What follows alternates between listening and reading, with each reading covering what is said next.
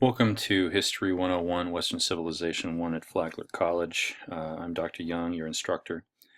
The purpose of this introductory lecture is to go over the syllabus a little bit, talk about the course, the goals of it, the expected learning outcomes, also a bit of information on navigating the Canvas site so that we're all clear.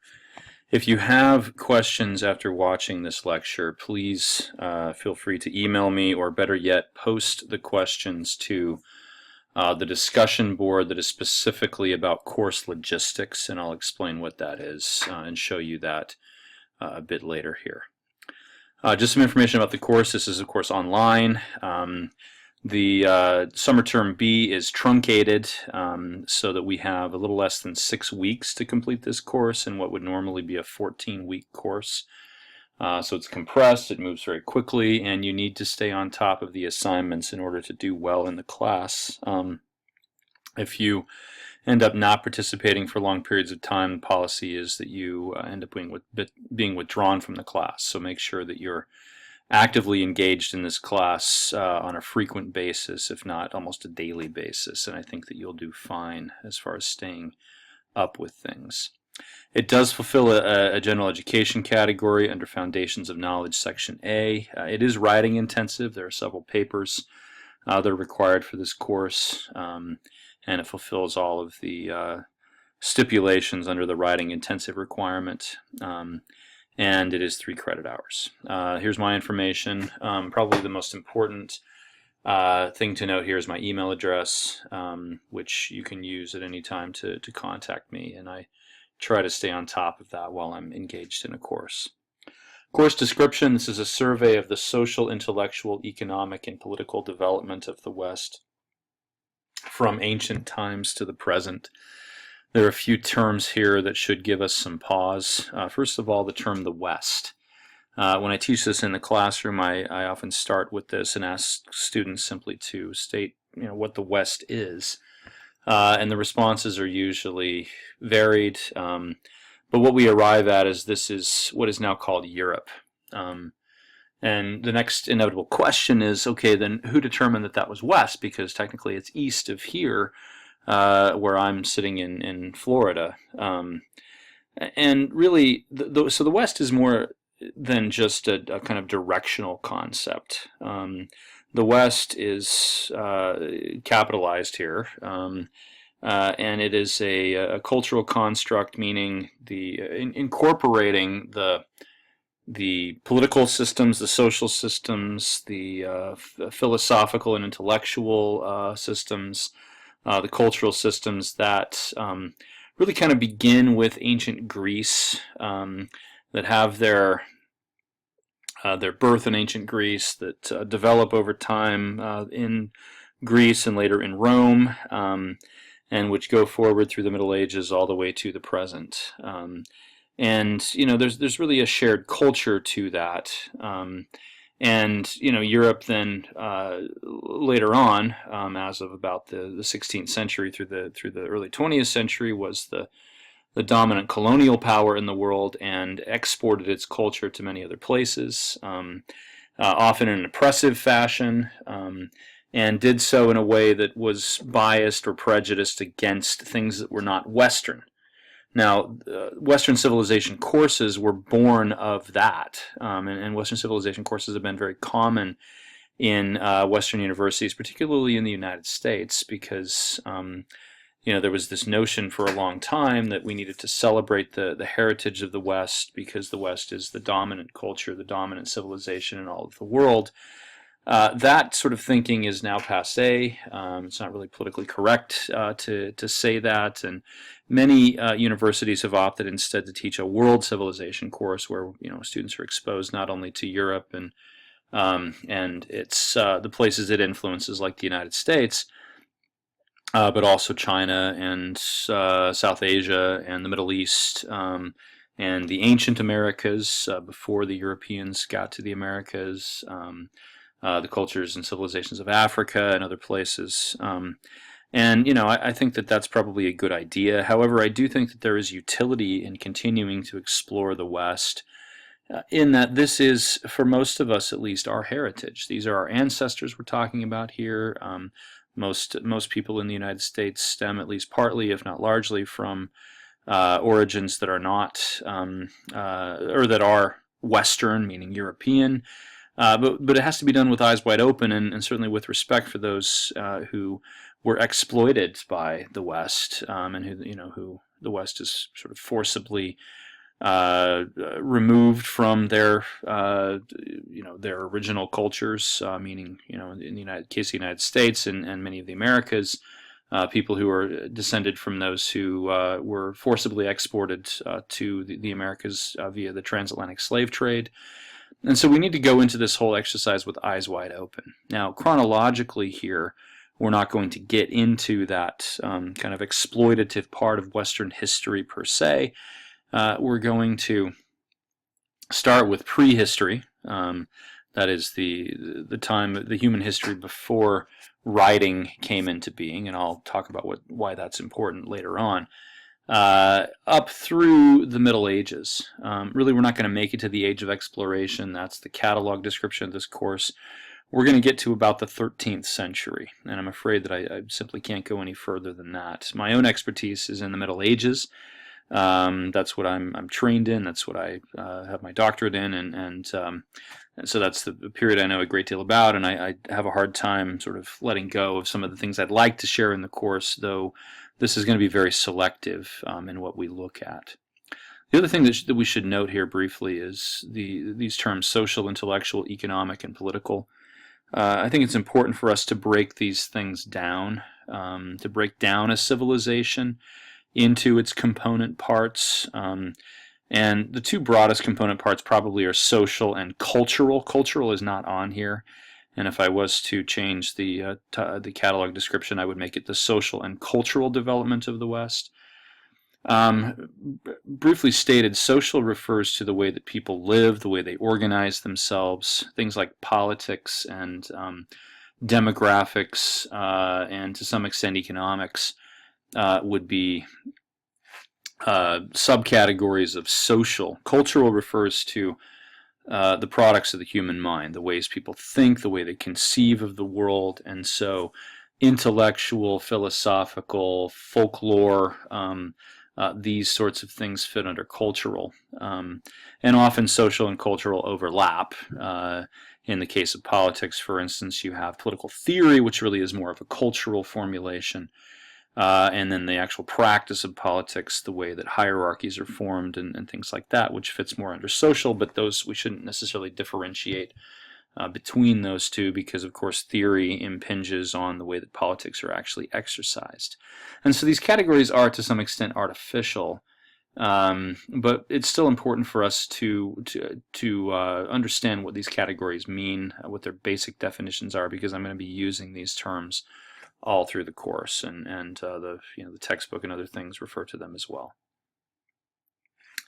The expected student learning outcomes, the things I hope that you'll learn. First of all, this is a general education class, and so the conveyance of information to me is a secondary goal. I am not nearly as interested in you remembering the information specific to time periods in history as I am in students developing critical analysis skills. And so now one might ask, how does one develop critical analysis skills through examining the past? Well, actually, I think this is a very good discipline for that. History is prime for developing the capacity to analyze things critically. If you think about what a critic is, it's somebody who gives an opinion about something. We have food critics and book critics and theater critics and movie critics and sports and political critics and other things in this world, and their job is to analyze things and to give an opinion, to give some sort of interpretation about what's important and why things happen the way they do. Well, we can do the same thing with the past. The past is not self-evident, and unfortunately, often the way that we conceive of the past is just that it's in the words of some, one darn thing after another. That's to paraphrase Henry Ford and some others who didn't particularly like the study of history. One darn thing after another. Well, it's not really that. I mean, if we set things up, on a timeline or something, it might appear that way. But if we really dig into specific historical events, into specific people who lived in history, we'll begin to realize that the information we have is incomplete, and that it comes from sources that are quite biased. Every person writing an account of something, whether that's in a journal or a diary or in a chronicle or an annal or some sort of genre that historians look at, is going to be influenced by the conventions of genre. They're going to be influenced by their own personal opinion. If they're describing a battle, for instance, and they happen to be on the winning side, they probably would describe it differently than if they were on the losing side, or much differently than a kind of dispassionate observer from outside. And so, or somebody writing, a couple hundred years after the fact. And so we have to deal with the inaccuracy of the sources that we have, and the utter incompleteness of the record. And so we get to decide, to a great extent, for just about everything in history, why it happened the way it happened, maybe even some of the how and what and who, because the record is so incomplete. Well, that gives us an opportunity to develop opinions. Now, we have to know things in order to develop those opinions. We can't just look at this without any knowledge of context or something like that, and try to state why something happened the way it did. We have to delve into it and develop some understanding of what exists to tell us about a specific historical event or set of circumstances in history. But once we do that, then we can begin to apply our critical analysis skills and have opinions. Now, we will practice this a lot. We're going to look at lots of historical sources in here and develop an appreciation for the process of examining history. And then we will express our opinions orally, and really orally here means participation in discussion boards, so it's not really oral. But in writing as well, in more, formally crafted essays. I hope also that students will leave this class developing a knowledge of and appreciation for Western society and culture in its ancient and medieval historical layers. This is not a heritage class. That is, we're not, absolutely celebrating all of this. But I do think it's important for us to acknowledge that, the West has a past. That past to some extent shaped the present or more recent circumstances, and that the people who lived in the past had something to contribute, and that there's some logic and some beauty perhaps even in what these people were able to do in the past. The next bullet point here says that students should develop the ability to examine other cultures and time periods on their terms, rejecting ethnocentrism and anachronism. I believe strongly that students of history should respect those whom they study and judge their actions according to their conceptions of the world, not our conceptions, their conceptions, and not from some predetermined notion of modern superiority or progress. One of the things that we have to learn to appreciate is what scholars have called the alterity of the past. That is, if we go back into history, we will recognize that people thought differently. Even if we go back, 30 or 40 years or something like that, people thought differently. Their circumstances were different than they are at present. And this is especially the case if we go back a couple thousand years, like we will in this class. And so we have to learn to understand how other people thought, how they conceived of the world.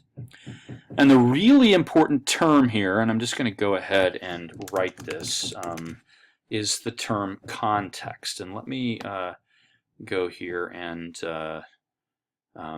apply some color to that or something. Let's see now, it's this tab here on Word. I'm going to put that in red, all right, and maybe I should, increase that to a really big font or something like that. And maybe I should put not question marks, sorry, but some exclamation points there. Okay, this is maybe the most important word that you will learn as a student of history, whether you want to take this class only or whether you go on and take some other history classes. To understand how other people thought, we have to recognize their context. That is, their circumstances, the way they lived, and there are lots of parts to the context. One of the things that we'll look at in some of these early civilizations, for instance, is the physical context, the climate, the geography and topography, and we'll recognize that living in a place that had a river, that was surrounded by mountains and deserts, like ancient Egypt, really influenced the way that people thought about things and the way they lived. And we have to recognize that context. We have to know what kind of political system people lived under. We have to know what their social norms were, relative to the way they organized themselves, the way they lived in families, or what the size of their families were. There are lots of parts to the context.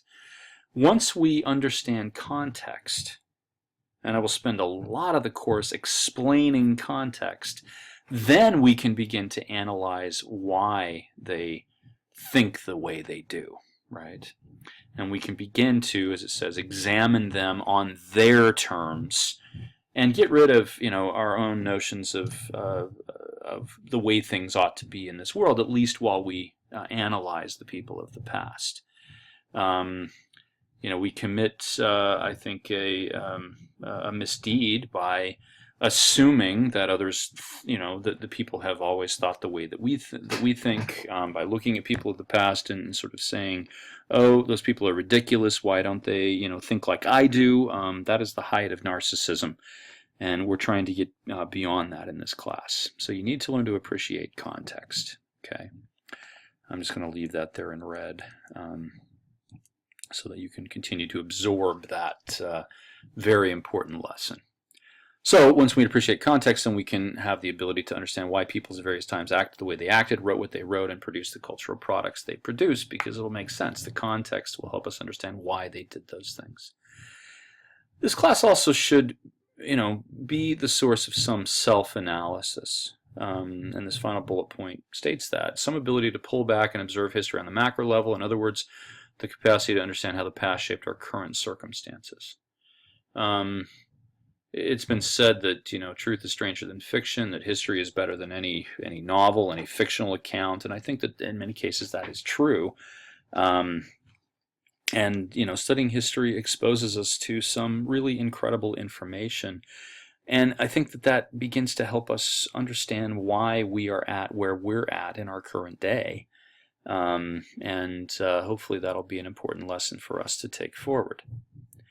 Now, there are general education categories, and and you can look at these in the syllabus. They're pretty generic, but one of the ones that I do want to talk about here is that students will be able to analyze primary and secondary historical sources, and these are important terms that we have to know. Stated simply, a primary source is something that comes from the time period in question. If we're examining ancient Rome, for instance, a primary source would be something produced by an ancient Roman. A secondary source, on the other hand, is something produced more recently by somebody who is analyzing the past. Okay, and so you have a textbook for this course, for instance. For our purposes, that is a secondary source. That's going to give us information. This is not written by this is written by somebody who lives in our day, who is providing analysis of these past time periods. That's a secondary source. A primary source would be, one of the speeches of Cicero, for instance, which we're going to read in this class, or the play Trojan Women by Euripides, which we're going to read in this class. Those are primary sources. And I think it's very important for students to be exposed to primary sources, because we can't begin to analyze the past without reading what they wrote in the past, without examining what they produced. Now, Primary sources can be more than just written documents. That's really important to understand as well. Written documents are wonderful primary sources, or they can be, depending on the kinds of questions we're asking about the past. But so can works of art, or pieces of material remains. You know, archaeologists work with material remains, for instance, and those can be very valuable to students of history, and historians and archaeologists often tend to work together, or you know, people who have historical training, like myself, also have some training in archaeology, because you know the things that people produced materially can be really important for understanding how they lived and how they thought about things. So all of those things can be primary sources, and we will look at a variety of primary sources in this class, from written documents to works of art and architecture to material remains to, you know, other things that people left behind. This class is writing intensive, which means that more than 50% of your grade will come from written assignments. That is definitely the case here. There are some books that you need to obtain. The textbook for this class is Michael Berger's The Shaping of Western Civilization, Volume 1.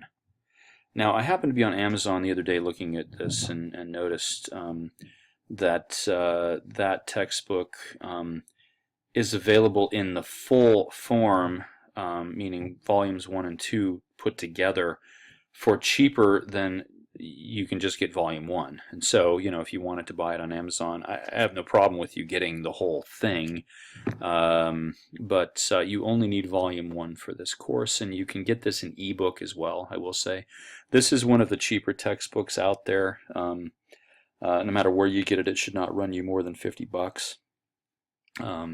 And I think you can probably get the ebook for as little as $35 or something like that. So, and I don't know what you could rent it for, probably even less than that, perhaps. It's a decent textbook. It's kind of a stopgap for me. I'm currently writing a textbook that I hope to use in the future, but it's not done yet. So I think Berger is okay for our purposes. Then there are 4 longer primary sources that we're going to read in this class: Euripides, The Trojan Women and Other Plays, Cicero's Selected Political Speeches, Einhard and Notker the Stammerer, 2 Lives of Charlemagne, and finally Abelard and Heloise, The Letters and Other Writings. You need to obtain these, however, you do not necessarily need to have the specific editions of these.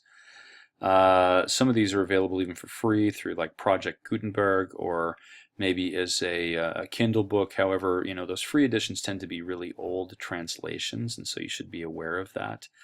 We will not read all of the plays collected in this Oxford edition of Euripides. We will only read the Trojan Women, and so if you want to find a translation of that from the ancient Greek, or if you can read ancient Greek, that would be even better, but I doubt that probably is the case. But any translation will do. However, I will be working in the lectures I give on these with the text, specifically the Oxford edition of that here, the Penguin editions of these 2, and the Hackett edition of this one. In Cicero's Selected Political Speeches, we are only reading the text called his oration against Lucius Sergius Catilina. That's on the syllabus. You can look at that particular week and see that. And so if you wanted to find the speeches against Catilina, you know, somewhere else, that's fine too. We will be reading both these Lives of Charlemagne, but they are available in other places as well. And we will be reading in this text here, the Letters of Abelard and Heloise, a text called the Historia Calamitatum, or the History of My Calamities, and then Heloise's first letter to Abelard. So only those 2 texts. And so you can probably find those elsewhere as well. There are also electronic file readings, meaning I should say online readings, that come from a history source book online, and I'll show you when you need to read those. We actually have those quite frequently. Course requirements. The first one, and probably the most basic one, the one you'll have all through the course, is the discussion board. This is an online class, and there are weekly discussion board conversations. And so let's break this class down into 6 weeks. And there will be a discussion board for each week. Now, you can go on there and look. I will make the initial post where I will ask some questions and ask you to formulate responses to those questions. You should respond to those. You probably shouldn't try to respond to every single question that I ask in that initial post, and you can respond to other issues that you find interesting. What I want to generate in the discussion board is a conversation. Now, some things to note about the discussion board. Okay, by Wednesday of each week, you need to provide an initial post of at least 250 words. This is a semi-formal essay. You're graded, mostly on the quality of your responses, as it says here. That is how well the posts engage the issues at hand, but to a lesser extent on the effectiveness of your writing, right? You should not write in text message language or with emojis or something like that. Okay, this should be a serious response to the questions, semi-formal. And then you must respond to a minimum of 3 of your course mates' posts. Now, you'll not be able to view other participants' posts until you make your initial post. That's something really important here. Thus, we can avoid plagiarism. And I've seen the trick, by the way, of making a post and then deleting it so you have access to other people's posts, and then kind of copying. I've taught online courses before and seen that. I will not be friendly to that. So, even if you're not necessarily happy with your initial post, leave it there. It's one post. If you think that other people are making better comments than you or something like that, don't worry about it. Okay, this is a process of learning. Put yourself out there and let's respond to each other. By the end of the week, you should have made, in other words, at least 4 posts. Now, that's a minimum, by the way. You're graded on participation, and the participation at a minimum probably will earn you, a C grade or something like that. You need to put some effort into this, in other words. So, this is the part. This is really what makes an online class, are good discussions on the discussion board. So please do your best at this. There are 3 papers that are required for this class. These are primary source explorations. They're worth 40 points apiece. They are roughly 5-page. If you go 4.5 pages, that's probably okay. I'm much less interested or worried about the exact page length than I am about the quality of the paper. So just keep that in mind. Analytical papers on assigned primary sources. I will provide prompts for each of these. In fact, I think that I will have the prompts available from the beginning of the semester on Canvas, so you can take a look at each of those, and you can even work ahead, I suppose. Now, these are on the longer primary sources, these books that I talked about. Where did they go? Right here. Euripides, Cicero, Einhard Knocker, and Abelard and Heloise. So you need to write 3 of the 4 papers. However, you may write on all 4 if you like. If you do, I will drop your lowest score. This is probably a good strategy for many of you. Write the first paper, get a grade, establish a kind of baseline, get some criticism from me, and then apply that criticism and do better on the subsequent 3 papers, so you can get the best grade possible. It's not required; it's just a recommendation. There's a midterm exam and a final exam. The midterm and final are both open book exams, and so they are in a way written assignments as well. The final is not comprehensive. So the midterm is over weeks 1 through 3. It's due at the end of week 4, or actually kind of in the middle of week 4. And then the final is on weeks 4 through 6. So these are essay exams. These are not multiple choice. So you're not looking for just factual information. You're giving some interpretation of that. And I will post an online discussion of how to write these essays when we get closer to to the midterm and the final. I do accept late assignments, but I will not accept them after August 14th for this class. That is the Monday after the term ends, because I have to turn in grades on Wednesday morning of that week, and if I get an assignment on Tuesday evening or something like that, I'm not going to have time to grade it, so they're due on Monday. The final is due on Monday. The other deadlines are, you'll see them as we look further into the syllabus here. So you cannot submit late work after August 14th. However, I do penalize late work, but I do accept it. Improvement or decline over the semester can affect your final grade. If you start out struggling and then really develop and learn how to do it and are producing much better papers and discussion board posts and things at the end of the semester, if your final is significantly better than the midterm, I'll take that into account and reward you accordingly. Here's the breakdown of the grading scale. Methods of instruction, online discussions and lectures, the primary means of instructing. And then you have to complete the weekly assignments and participate in the online discussions. You can look at the attendance policy here. That's the same for every online course at Flagler College. Distance delivery, you have to realize that people don't respond immediately. We're all working on a slightly different schedule. I will be on the discussion boards monitoring them and occasionally posting on them just about every day of the term. But people may not be able to respond immediately, and so there might be some dissonance there as a result of that. There are specific deadlines for completing assignments, and you need to look at those. The week runs Monday through Sunday. So this class begins on a Monday. The first week runs through that next Sunday. The only exception to that is the final week, which ends technically on Friday. And so you got a truncated week that week. All deadlines use Eastern time as the standard for assignment submission. So if you're off in Fiji or something like that, you need to be aware of what the time difference is. I've taught online courses when I have been in Europe, and I had to be aware of that too. Netiquette, this is important.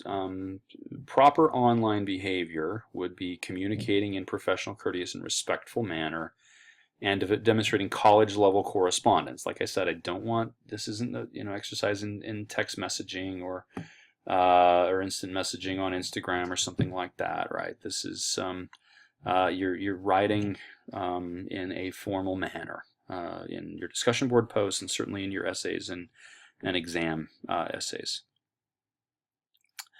If you email, same sort of thing, right? There are computer and internet requirements. It'd be difficult to do an online course without having some things. Word processing software to write your formal essays, an internet browser that can handle Canvas. I think that just about all of them work with Canvas. Flash, and you also need to have access to YouTube.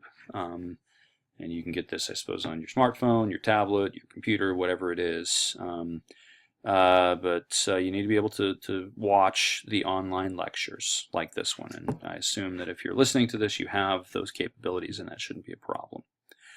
Academic honesty, if you plagiarize, and note that everything you turn in, all your essays you turn in to Canvas are submitted to turnitin.com, and that's the only way I will accept the papers, is turning it into Canvas, so turnitin.com checks it.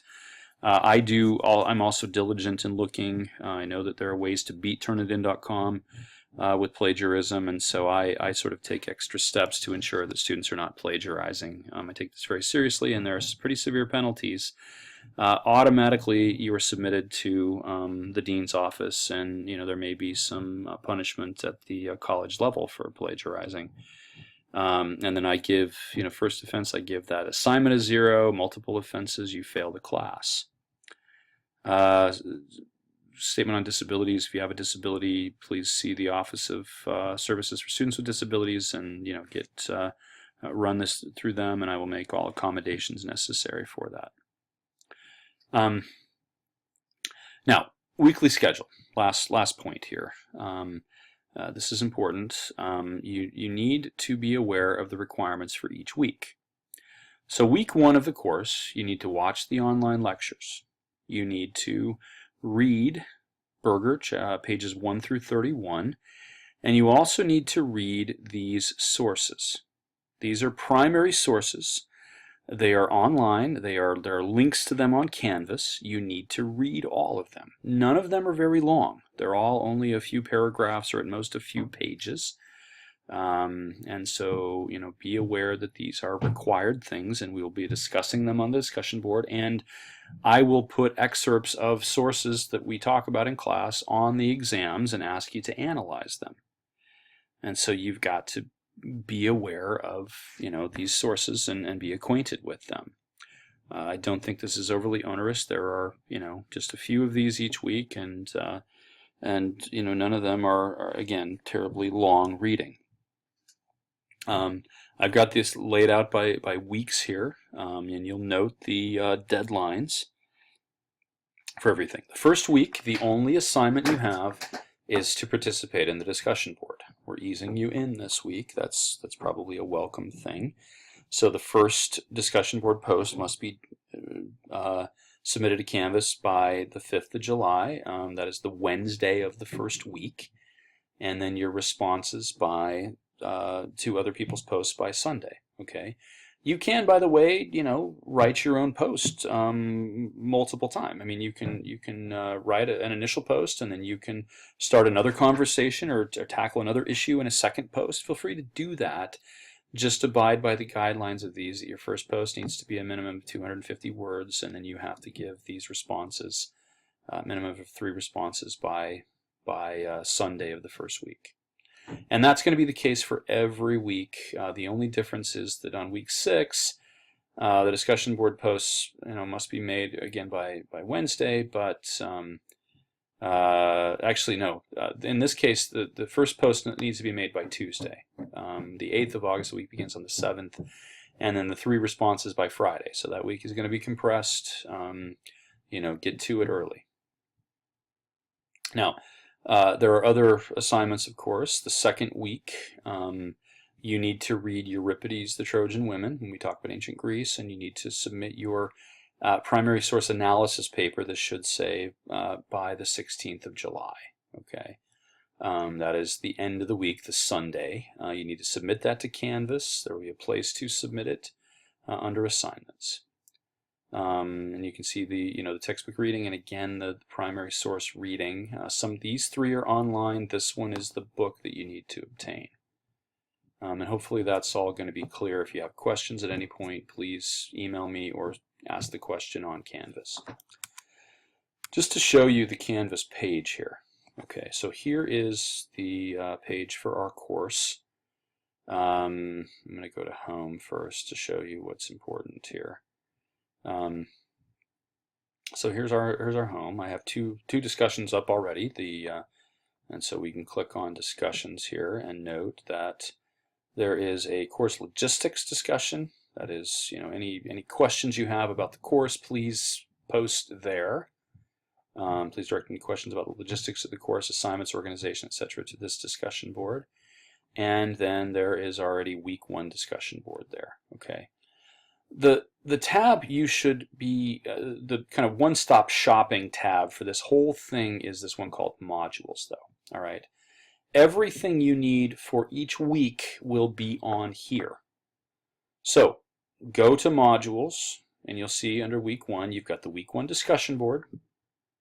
So here is my initial post where I've asked a bunch of questions, and you need to respond to these. So you go on and respond. Go back to Modules here, and then I already have one of the online lectures, the first one, up there, and so you need to go on that, you open this, and then you'll be able to access that YouTube video. In fact, it's going to take you directly there, and it may even start up. So let's not let that happen. You can go and watch that, and then you can see here that there's also these primary sources, and so this is going to open up something from the Internet History Source Book here at Fordham University, And you can see that this source is only, what, 6 paragraphs long, right? So you need to read that, and we'll be discussing this in lectures, and you need to respond to this, do some analysis on the discussion boards. So that just gives you a sense of what's available. Everything for the first week is there, right? I will have one other online lecture, by the way, that I'll post there. If you want to refer to the PowerPoint that I cover on the online lectures, here it is. And I'm not going to open that in my PowerPoint program here, but you'll have that available. It might be good to take, if you want to print this off, to take notes on it and things. That would be a good way to proceed. Okay. And then down here, week 2, same thing. Here are the readings, the PowerPoint. I don't have the lectures up there yet, but and then here's the prompt for the primary source analysis paper, number 1 on Euripides. And you can, it's a docx file, so you can get that and take a look at the prompt. Okay. So hopefully all of this is clear. Go to your modules tab. You can get to the discussion board directly from there, and that's probably the best way to get to things. I will make announcements on the announcement tab from time to time, but you should receive notifications about that too. Okay. All right, hopefully this is enough to get you started with the course, and I look forward to interacting with you on the discussion board. Thank you.